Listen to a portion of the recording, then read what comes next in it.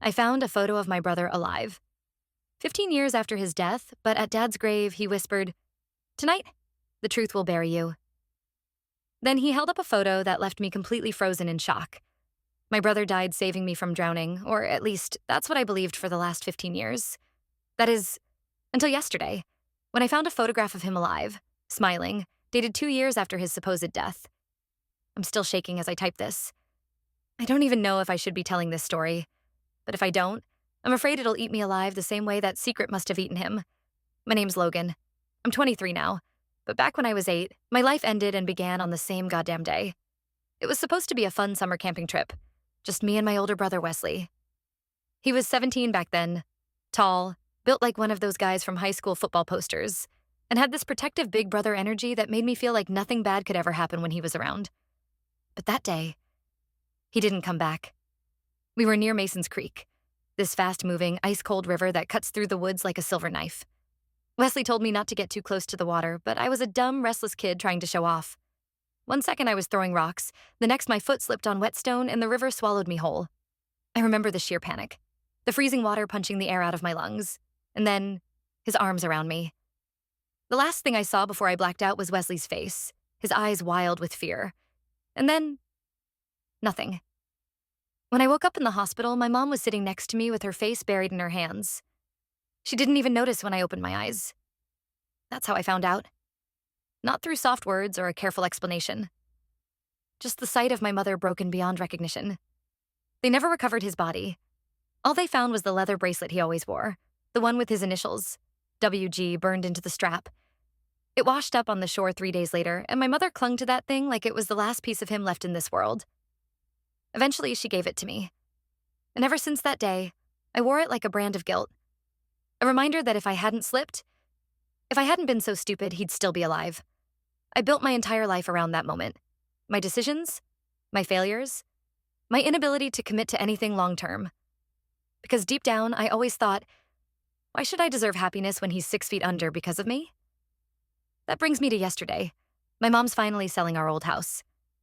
Too many ghosts, she says. She's been sober for 3 years now. Miracle of miracles. But she's still the kind of woman who'd rather bury the past under a fresh coat of paint than actually deal with it. She asked me to help clear out the attic before the realtor came by. Dusty boxes, yellowed photographs, old blankets that smelled like mildew. Just the usual wreckage of a life long forgotten. Until I found it. A plain manila envelope buried under a pile of rotting books. My name was written on it. Just that. No return address, no note. Inside was a single photograph. My heart stopped. Wesley was in that photo. Older. His hair was longer, scruffier. He had a tattoo of a crow inked across his collarbone, something I'd never seen before. He looked alive. Not just breathing, but living. And scrawled in black ink on the back of the photo were 6 haunting words. Don't look for me. It's safer. The date stamped on the bottom corner? 2 years after his death. I stared at that photo for hours. My hands shook so bad I thought I might rip it in half. I ran downstairs and shoved it in my mom's face. "Where did you find this?" she asked, eyes darting like a trapped animal. "In the attic. You seriously didn't know this was up there?" She didn't answer. Just sat down hard on the couch like someone had cut her strings. That's when it hit me. She did know. She knew and she'd hidden it. For how long, I had no idea. I pressed her for answers, but she just kept shaking her head, repeating, "It's not what you think, Logan. Just let it go." Let it go? For 15 years, I believed my brother was dead because of me, and now she wanted me to forget the only proof I've ever seen that he might still be alive? I left. I didn't even grab my jacket. I just drove. Somewhere in the back of my head, I kept thinking about the location in the photo. That old truss bridge behind Wesley? It looked familiar. Mason's Creek didn't have anything like that, but about 200 miles north near a dead mining town called Black Hollow, there's a stretch of road with a busted old bridge that looks just like it. That's where I'm headed. Right now. I've been driving all night, and I'm only about 30 minutes out. My phone just buzzed. It's a text from an unknown number. "Logan, don't do this. You don't understand what you're walking into." I slammed on the brakes so hard my car nearly fishtailed off the road. I never told anyone where I was going, and only one person ever called me by my full name like that. My brother. The screen just lit up again. Another message. "If you keep driving, you won't like what you find." My hands are ice cold. I'm staring at the road ahead. That busted old bridge is less than 5 miles away.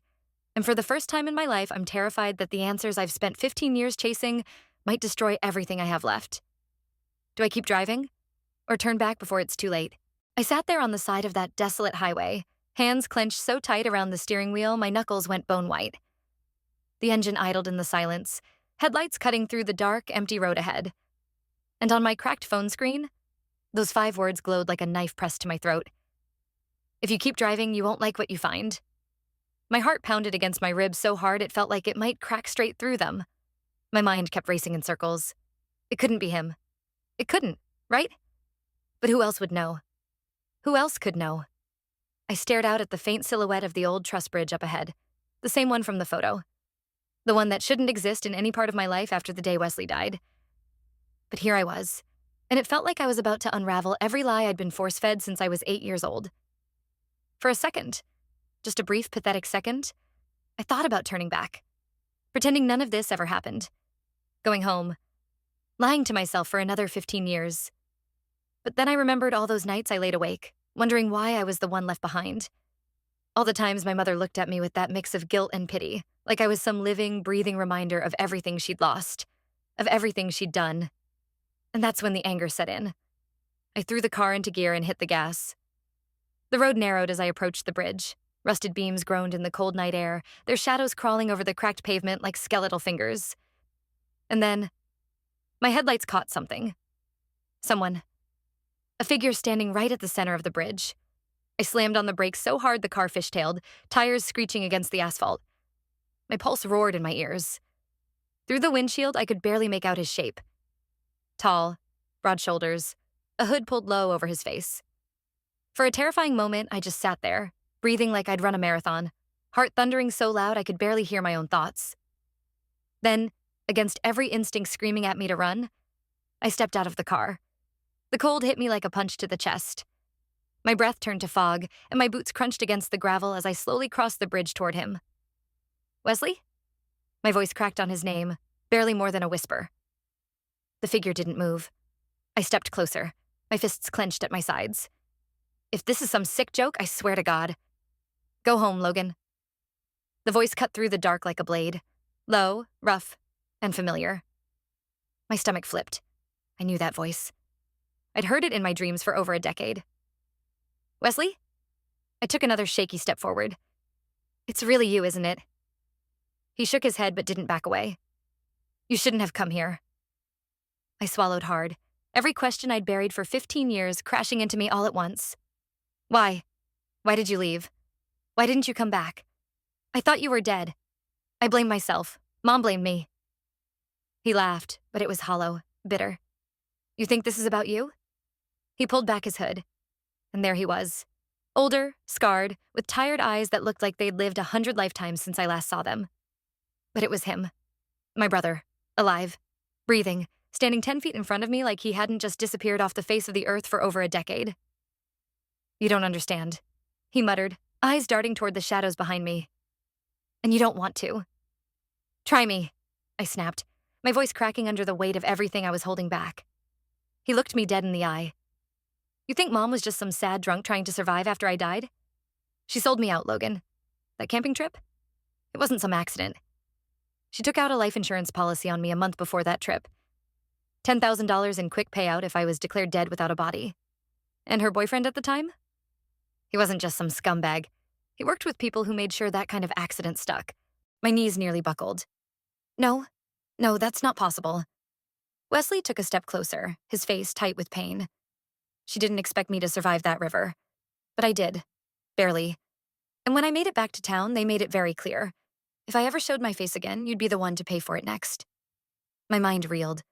You're lying. She couldn't. I'm not here to convince you, Wesley growled. I'm here to warn you. You're stirring things up that shouldn't be touched. You think I just vanished to keep you safe from her? You have no idea who she's connected to.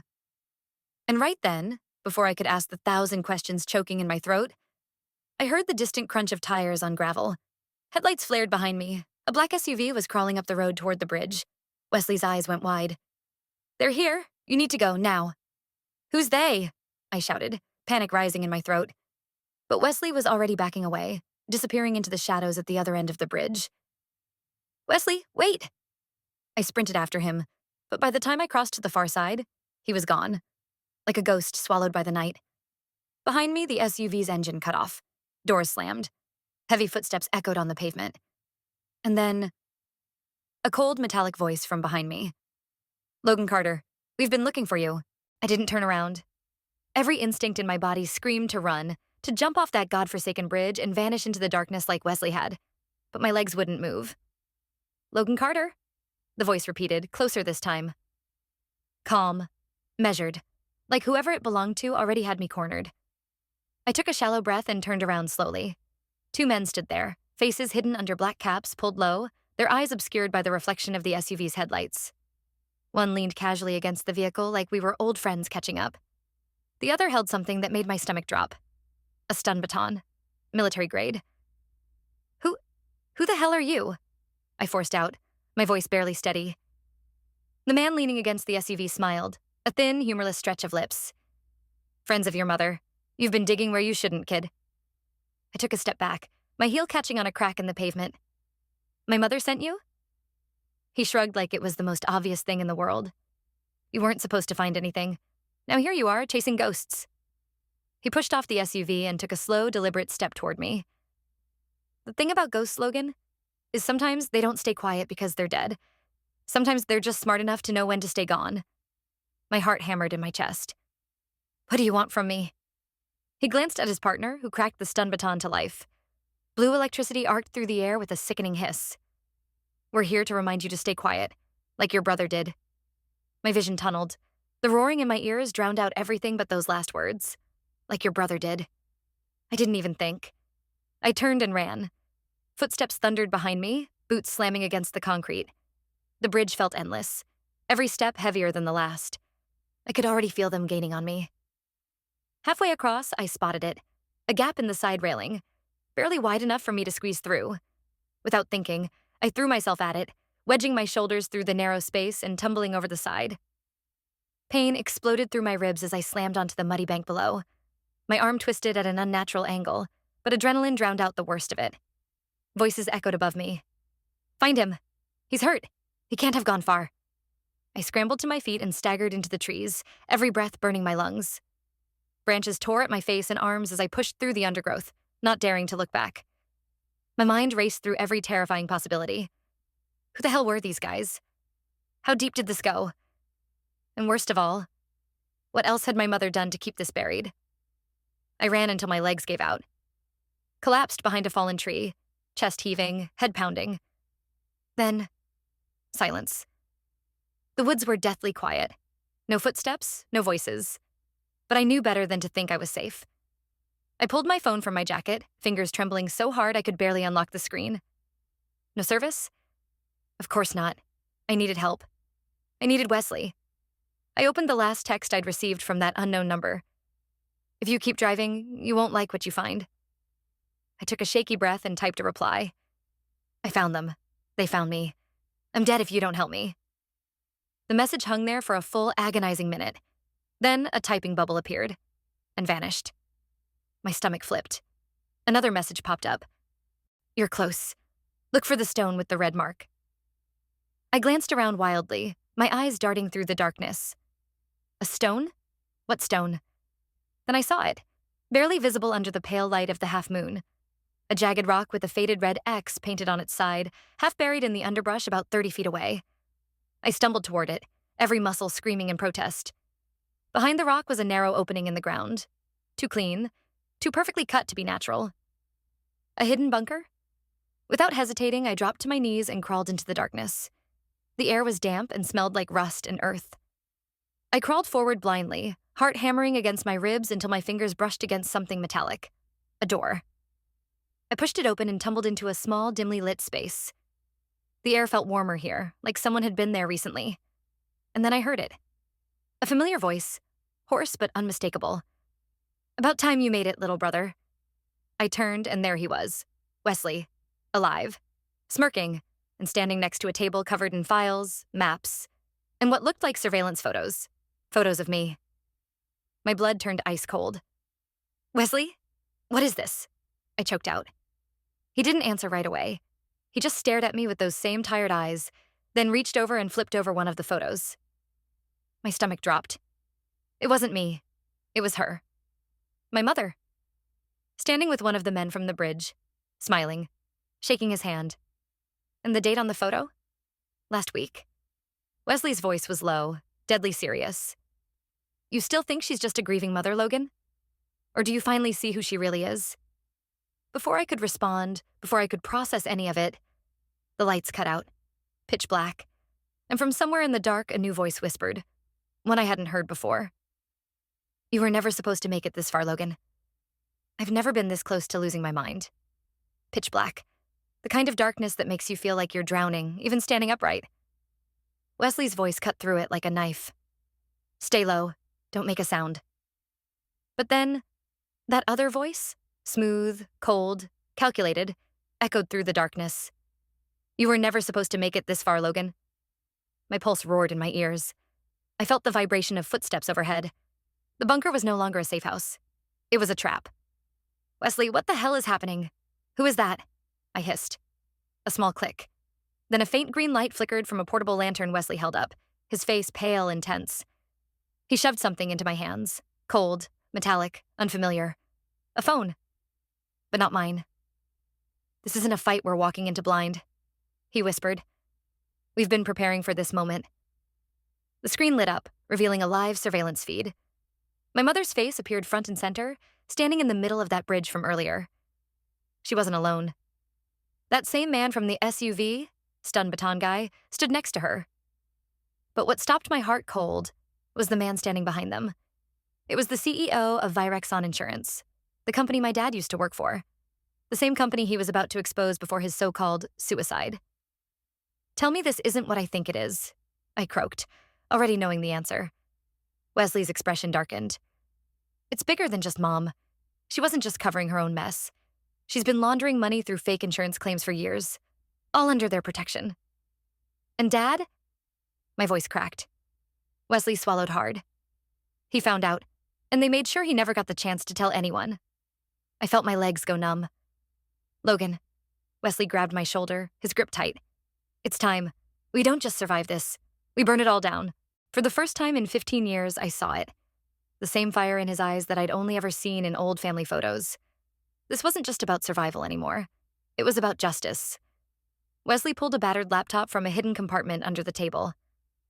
This is everything, he muttered. Every transaction, every policy fraud, every dirty deal. All logged, all time-stamped. Your mom's accounts. The CEO's offshore holdings. Proof they killed Dad.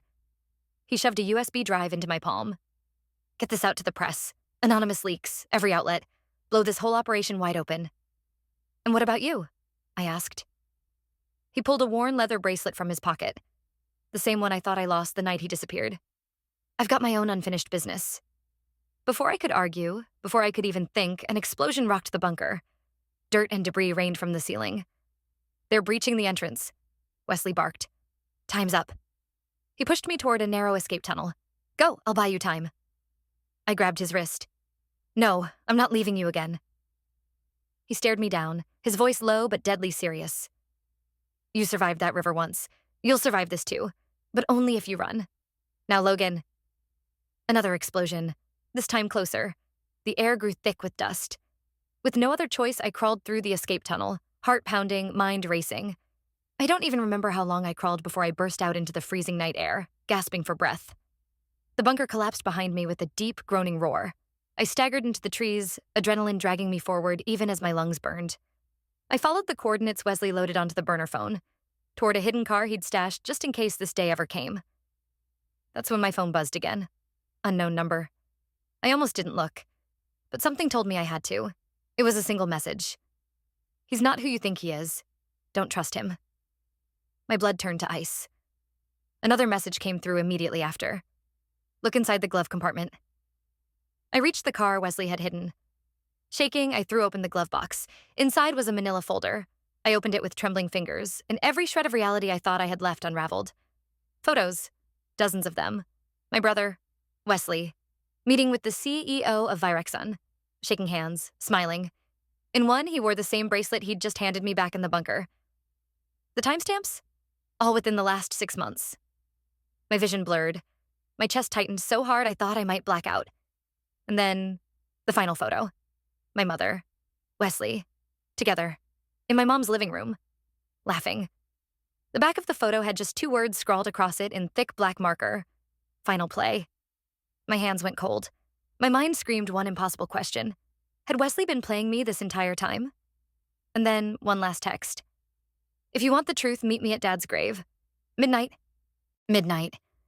I stood there at my father's grave, the cold air biting through my jacket like it had a personal vendetta. Every breath fogged up and disappeared just like every clear thought in my head. Wesley was late. Or maybe he wasn't coming at all.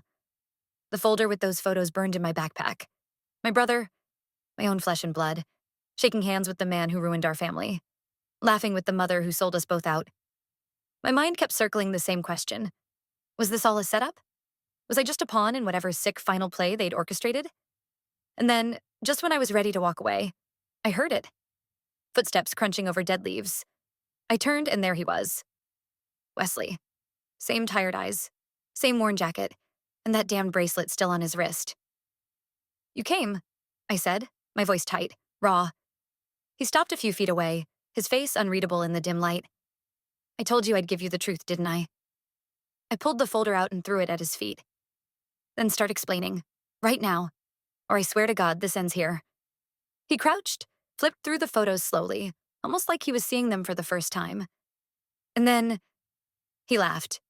Low, bitter, like someone who'd already lost everything and didn't care anymore. You think I wanted this? He muttered. You think any of this was my choice? I took a step closer, fists clenched. You lied to me, Wesley. You let me believe you were dead for 15 years. And for what?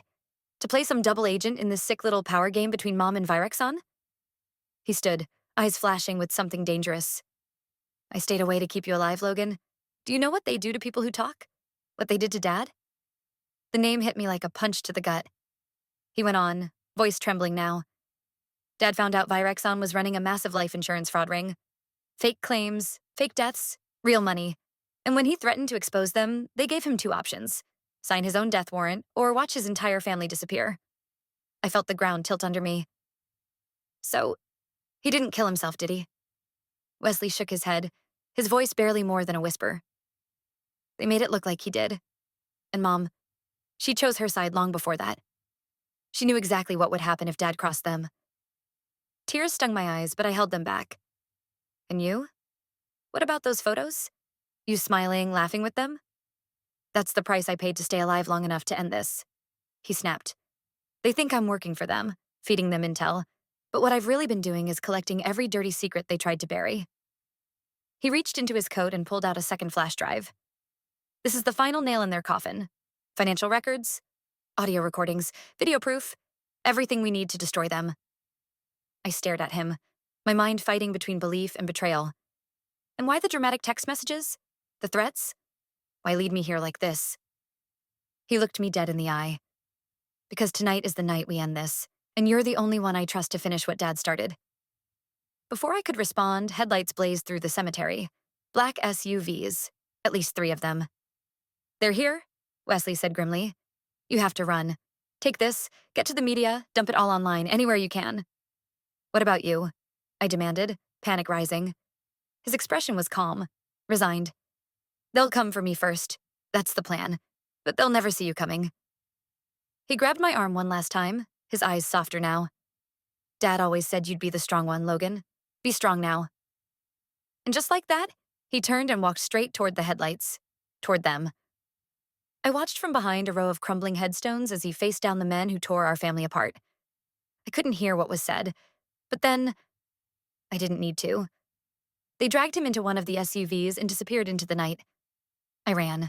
I don't remember how long or how far. Just that by sunrise, I was sitting in a dingy motel room, laptop open, Wi-Fi barely holding on, uploading everything Wesley gave me. Within 24 hours, every major news outlet had the story.